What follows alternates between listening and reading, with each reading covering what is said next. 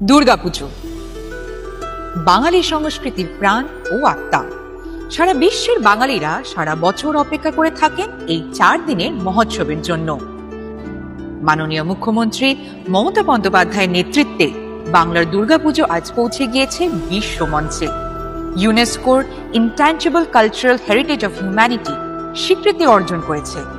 এবার রাজ্য মন্ত্রিসভা তার প্রস্তাব অনুমোদন করেছে। গড়ে উঠবে দুর্গা অঙ্গন। মা দুর্গা তো আমাদের জাতীয় সম্পদ, আমাদের দেশের সম্পদ, ইনট্যাঞ্জিবল হেরিটেজ পেয়েছে।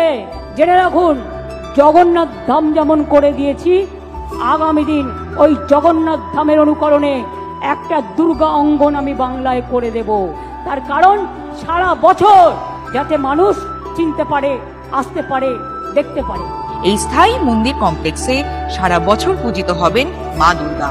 রাজ্য পর্যটন দফতর ও হিটকো যৌথভাবে এই প্রজেক্টটি গড়ে তুলবে।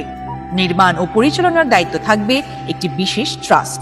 ঐতিহ্য সংরক্ষণ, আস্থার উদযাপন, এই বিশ্বাস নিয়েই এগিয়ে চলা।